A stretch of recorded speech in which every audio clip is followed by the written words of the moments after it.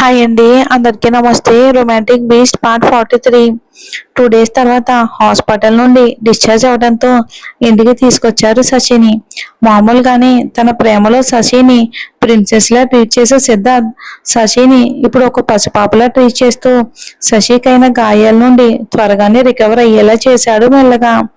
Shashi exam కూడా Ranjith incident కంటే ముందే అయిపోవడంతో శశి పూర్తిగా క్యూర్ అయిన తర్వాత ఆ గడిచిన టైంలోనే శశి సిద్ధార్థ్కి పూర్తిగా దగ్గరైపోయింది. ఎంతలా అంటే తన చిన్న మాటలు కూడా సిద్ధార్థ్ ముందు మాత్రమే చెప్పుకునేలా.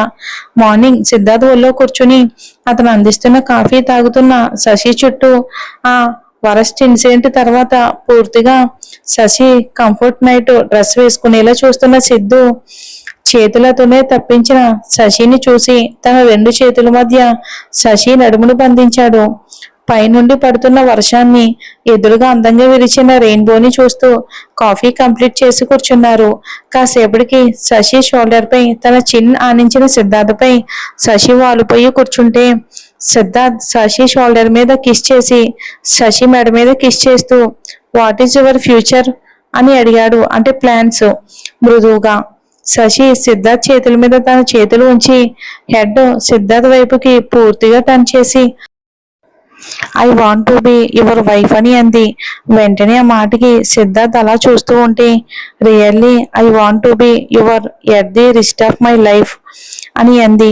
సిద్ధార్థ్ శశి నుండి లాస్ట్ లైన్ కంప్లీట్ అవ్వగానే at the wrist of our life అంటూ సీరియస్ గా కరెక్ట్ చేసిన సిద్ధార్థ్ చిన్కి చిన్నగా కిస్ ఇచ్చి త్వరగా నీ వైఫ్ గా మారాలని మాత్రమే కాదు, మన మ్యారేజ్ తర్వాత మన లైఫ్ లోకి మన ప్రేమకి గుర్తుగా మన పిల్లలు మన లైఫ్ లోకి వస్తారు.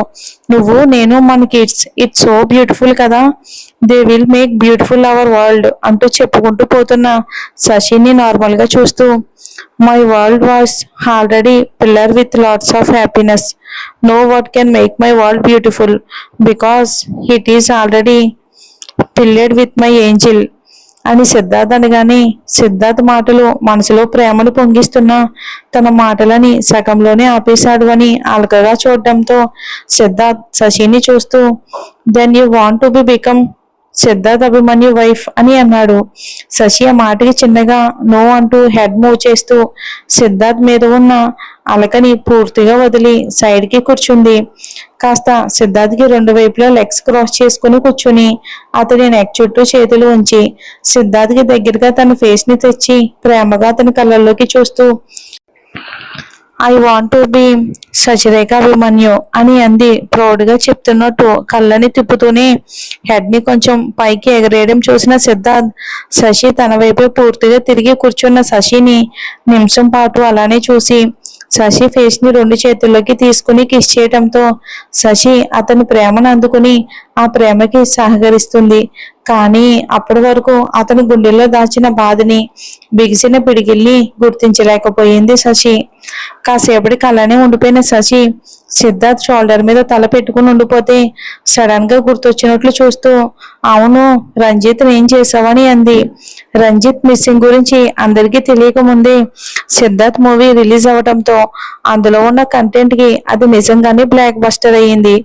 కొన్ని రోజులకి రంజిత్ మిస్సింగ్ అని తెలియడంతో అతను ఎలాంటి వాడైనా ఒక హీరో కాబట్టి అతని ఫ్యాన్స్ నుండి పోలీస్ డిపార్ట్మెంట్ కి చాలా ప్రెజర్ వస్తున్నా వాళ్ళ వెనకాలే ఉన్న సిద్ధార్థ్ని చూసి వాళ్ళు ఆ ప్రెజర్ ని హ్యాండిల్ చేయలేక తప్పలేదు. ఇక ఒక కంట్రీని మొత్తం తన చూపుతో శాసించగలిగే కెపాసిటీ ఉన్న సిద్ధార్థ్కి రంజిత్ ఇష్యూలో ఇక పొలిటీషియన్స్ దగ్గర నుండి మిగతా వాళ్ళని తన కంట్రోల్లో ఉంచుకోవడానికి పెద్దగా ఆలోచించాల్సిన అవసరం లేకుండా పోయింది. రంజిత్ ముందే ఢిల్లీ నుండి ఫారెన్ వెళ్ళాలి అని ప్లాన్ చేసుకోవడంతో పాటు అతను సిద్ధార్థ్ రాజ్కి డౌట్ రాకుండా ఇక్కడికి సీక్రెట్ గా రావడంతో ఎవరికి అతను ఏమైపోయాడో తెలియదు. ఫ్యాన్స్ కొద్ది రోజులు చాలా గొడవ చేసినా రంజిత్ తనతో పాటు యాక్టింగ్ చేసే కో యాక్టర్స్ తో ఎలా ఉండేవాడో, తనతో యాక్టింగ్ చేసే హీరోయిన్లతో ఎంతలా బిహేవ్ చేసేవాడో అతను లేకపోవడంతో ఒక్కొక్కటిగా బయటికి రావడంతో అతని ఫ్యాన్స్ అతనికి సపోర్ట్ చేయడం మానేసి రంజిత్ తన యాక్టర్ ని మర్చిపోవటం స్టార్ట్ చేశారు. రంజిత్ కనిపించట్లేదు, అతను మిస్సింగ్, ఎలాంటి ప్రూఫ్స్ లేవు అని కేసు క్లోజ్ చేసిన దగ్గర నుండి అతని గురించి న్యూస్ లో కూడా చిన్న ఇన్ఫర్మేషన్ రాలేదు. ఎప్పుడు ఇప్పుడు తనకి ఈ విషయం గుర్తొచ్చి అడగాలి అనుకున్న వాళ్ళ హ్యాపీ మూమెంట్స్ లో ఆ విషయం తెలుసుకోవటం నచ్చగా సైలెంట్ గా ఉండిపోయింది శశి. కానీ ఎప్పుడు అతను ఏమయ్యాడు అనేది థాట్ రావడం ఇష్టం లేక అడిగింది. సిద్ధార్థ్ శశిని చూస్తూ, he was alive but I don't want to listen that name from you అన్నాడు. శశి షోల్డర్ మీద ఇంకా కనిపిస్తున్న చిన్నగా కోసుకున్నట్టు ఉన్న మార్క్ ని చూస్తూ, ఇక తన థంబ్ ఫింగర్ తో రబ్ చేస్తూ శశి సిద్ధార్థ్ కళ్ళు చిన్నవిగా చేసి సిద్ధార్థ్ ని చూస్తూ, తను రంజిత్ గురించి మాట్లాడడం సిద్ధార్థ్కి నచ్చదు అని తెలుస్తున్నా నాకు అబద్ధం చెప్తున్నారా అంది. సిద్ధార్థ్, మీ దగ్గర అబద్ధం చెప్పను, నీకు తెలీదా అని అన్నాడు వెంటనే. శశి, తెలుసు, కానీ మన లైఫ్ లో ఎప్పటికీ నాకు నిజమే చెప్తారా అంది నార్మల్ గా. సిద్ధార్థ్, నీకు పెయిన్ కలిగించేదైతే అది నిజమేనా, నీ వరకు రాదు అని అన్నాడు సూటిగా, నిస్సంకోచంగా. శశి ఆ మాటకి సిద్ధార్థిని ఒక క్షణం చూసి ఇంకా రంజిత్ విషయంలో తను ఎంత అడిగినా చెప్పడు అని అర్థమై సైలెంట్ గా అతని గుండెల మీద వాలిపోయి అతని గుండె చప్పుడు వింటూ ఉంటే సిద్ధార్థ్ శశి తలపై చేతిని వంచి శశి మాట్లాడిన మాటల గురించి ఆలోచిస్తూ, నీ వరకు నేను బాధ పెట్టేది ఏది రాదు రాకూడదు, అది మన పిల్లల విషయమైనా సరే, అది మన ఇద్దరికి సంబంధించిందైనా అది కంప్లీట్ గా ఎప్పటికీ నాలోనే ఉండిపోతుంది అంటూ శశిని ఇంకాస్త తన హ్యాండ్స్ లో హోల్డింగ్ చేస్తూ ఉండిపోయాడు. పెళ్లి కూతుర్ని తీసుకుంటండి అన్న పూజారి మాటకి తల తిప్పిన సిద్ధార్థ్కి తనలాగే పెళ్లి కొడుకు గెటప్ లో ఉన్న లక్కీ చేయి పట్టుకుని తీసుకొస్తున్న Shashi peacock blue and green colour పట్టు చీరలో అన్ని ఆభరణాలతో తన అసలైన ఆభరణమైన సిగ్గుతో సిద్ధార్థ్ స్టార్ట్ చేసిన ఫౌండేషన్ పిల్లల మధ్య పూల తోటలో సీతాకోక చిలుకల్లా అన్ని రంగులు తనలో నింపుకుని నడిచి వస్తున్నట్టున్న తనని చూస్తూ కొన్ని క్షణాలు సర్వం మరిచి ఆరాధనగా చూస్తూ ఉండగానే తన ముందు అడ్డుతెర నిలపడంతో సీరియస్ గా అటువైపుకు చూసిన సిద్ధార్థ్కి బ్రైట్ గా స్మైల్ చేస్తూ కాసేపు ఆగురా అంటూ నిలబడిన అమర్ వల్లి కనిపించడంతో ఆ టైంలో తన కోపం బయటికి రాకపోవడంతో తనకి అతి దగ్గరగా కనిపిస్తున్న గోరింటాకు ఎరుపుతో ముద్దుగా కనిపిస్తున్న పాదాలు చూస్తూ ఉండిపోయాడు. కన్యాదాన సమయంలో క్యూ నుండి వచ్చిన దగ్గర నుండి వాళ్ళతో కాంటాక్ట్ లో ఉన్న శంకరం గారు, ఆయన భార్య శశి మీద ఉన్న ప్రేమ, అతను ఎలాంటి వాడైనా శశి కోసం మారిన సిద్ధార్థ్ మీద అభిమానంతో కన్యాదానానికి కూర్చుంటే పేరుకు తప్ప నిజమైన తండ్రిగా మారని తన తండ్రి గురించి ఆలోచించి ఇక డల్ అవ్వకూడదు అని సిద్ధార్థ్ ముందు నుండే ట్రైన్ చేయటంతో ఆ ఫీల్ మనసులో ఉన్న తను పుట్టినప్పటి నుండి బాధ తప్ప ప్రేమ ఎక్కడ పొందని ఆ మనుషుల నుండి వెంటనే బయటపడింది. తన చేతుల్లో తన పేరుతో ఉన్న బ్రైడల్ మెహందీతో అందంగా ఉన్న చేతులపై కన్యాదాన సమయంలో తమ చేతుల మీద నుండి జారుకున్న పాలకు మరింత అందంగా కనిపిస్తూ ఉంటే కొద్దిగా శివరవుతున్న శశి చేతిని తన చేతిలోకి బంధించగానే సిద్ధార్థ్ మనసుకి కలిగిన ఫీల్ నిజంగానే సిద్ధార్థ్ కూడా కొత్తగా అనిపించింది. ఆ క్షణం జీలకర్ర బెల్లం పెడుతున్నప్పుడు అడ్డుతెర తీయడంతో నిజంగానే దేవత వచ్చి తన ఎదురుగా కూర్చుందా అని అనిపించేంత అందంగా ఉంది తన రూపం. ఆ రూపం సిద్ధార్థ్ కళ్ళల్లో నిలిచిపోతే సిద్ధార్థ్ని చూడాలి అని మనసులో ఉన్న ఎంతవరకు సిగ్గుతో ఒదిగి కూర్చున్న శశి పూజారి గారి మాటకి తన వైపుకు చూడగానే తన లైఫ్ లో ఊహించుకున్న రాముడు ఇప్పుడు గుణంలోనే కాక అందంలో కూడా సరి సమానుడు అనిపించేలా తన ముందు వెడ్డింగ్ డ్రెస్ లో ఉన్న సిద్ధార్థ్ని జీలకర్ర బెల్లం పెట్టడం అయిన తర్వాత కూడా చూస్తూ ఉండగానే don't look him like this అంటూ తన పక్కనే కోపంగా వినిపించిన లక్కీ వాయిస్ కి హోమ్ పిల్లలు అదే ఫౌండేషన్ లో ఉన్న ఓల్డ్ పీపుల్ మధ్య శశి ఇష్ట ప్రకారం జరుగుతున్న పెళ్లిలో అక్కడే ఉన్న పెద్దలు నవ్వితే సిగ్గుతో తల తిప్పుతుంది శశి. సిద్ధార్థ్ మాత్రం కోపంగా లక్కీ వైపుకు చూసి తను నాది అన్నట్టు లుక్ ఇస్తే తను నా శశి కూడా అన్న మీనింగ్ వచ్చేలా తన కోపాన్ని కేర్ చేయకుండా శశి చేయి పట్టుకున్న లక్కీని సీరియస్ గా చూసి కొద్దిగా తల తిప్పిన తనకి ముద్దుగా సిగ్గుపడుతున్న శశిని చూస్తూ ఉండిపోయాడు. మండపానికి కొద్దిగా కింద ఉన్న అమర్ రాజు సిద్ధార్థ్ లక్కీకి మధ్య జరుగుతున్న సైలెంట్ కాన్వే చూసి "హ్మ్, మనందరం సిద్ధు కోపాన్ని చూసి వెనక్కి తగ్గినా నీ కొడుకు తగ్గేలా లేడుగా" అని అనడంతో అమర్, వాడికి సిద్ధార్థ కోపాన్ని కూడా ఇగ్నోర్ చేసేంత స్పెషల్ బాండ్ ఉంది అమర్. అందుకే నన్ను కూడా కేర్ చేయని వాడు శశిని కేర్ చేస్తున్నాడు. శశి మీద కోపంతో అలాంటి అమ్మాయిని లక్కీ ఎందుకు అంతలా లైక్ చేస్తున్నాడో ముందు అర్థం కాలేదు. కానీ తర్వాతే అర్థమైంది అమర్. శశి లాంటి ప్యూర్ హార్టెడ్ ఉన్న అమ్మాయి లక్కీకి కనెక్ట్ అవడంలో అసలు తప్పే లేదు అని అనడంతో చిన్నగా జరుగుతున్న మ్యారేజ్ రిచువల్స్ ని అక్కడ కూర్చున్న ఎంతో మంది ముందు సామాన్యంగా పర్సనల్ ఫొటోస్ తప్ప మిగతా మీడియాకి ఎలాంటి ఛాన్స్ ఇవ్వకుండా వాళ్ళ పెళ్లిలో ప్రతి మూమెంట్ ని మనస్ఫూర్తిగా ఫీల్ అవుతూ ఆ మూమెంట్స్ మనసులో జాగ్రత్తగా దాచుకుంటున్న సిద్ధార్థ్ శశిలను చూస్తూ ఉన్నారు. పెళ్లి ముహూర్తం టైంకి పూజారి చేతుల మీదుగా తాళ అందుకున్న సిద్ధార్థ్ పైకి లేస్తే అతన్ని చూస్తూ తల పైకెత్తి సిద్ధార్థ్ కళ్ళల్లోకి చూస్తున్న శశి ఫోర్ హెడ్ మీద కిస్ చేసి శశి కోరుకున్న తాళిని తమ బంధాన్ని ముందుగానే నిర్ణయించుకున్న ఆ తాళిలో సంపూర్ణం చేసుకున్నారు.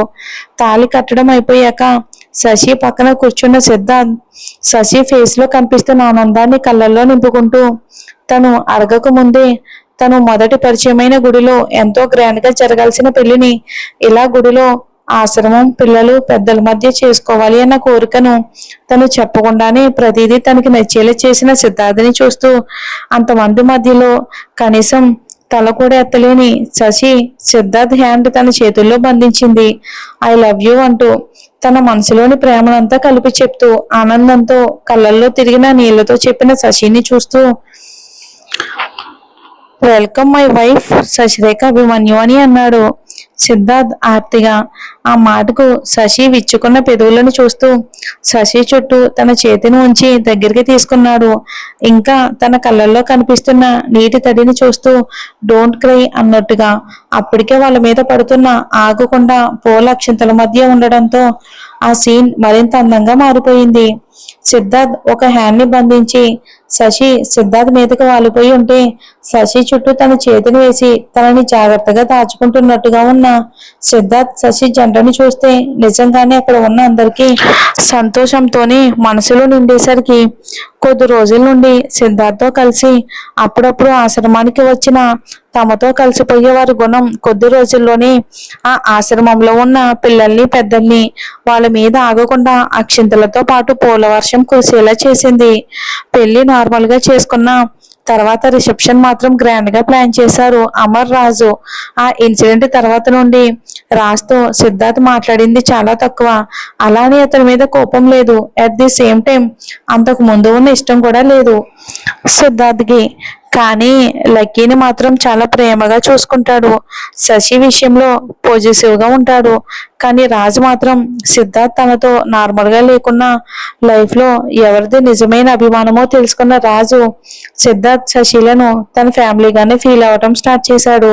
చాలా గ్రాండ్ గా జరిగిన రిసెప్షన్ లో సిద్ధార్థ్ శశిల గురించి ముందుగానే తెలిసిన వాళ్ళు వాళ్ళ బంధానికి హ్యాపీగా ఫీల్ అయితే అంతమందిలో కూడా ఒకవైపు మిగతా వాళ్ళకి తన యాటిట్యూడ్ లిక్కిస్తేనే ఎక్కడ శశిని బోర్ ఫీల్ అవ్వకుండా ఇబ్బంది పడకుండా చూసుకుంటున్న సిద్ధార్థ్ ప్రేమను చూసి చాలా ఆశ్చర్యంగా అనిపించింది మిగతా వాళ్ళందరికీ.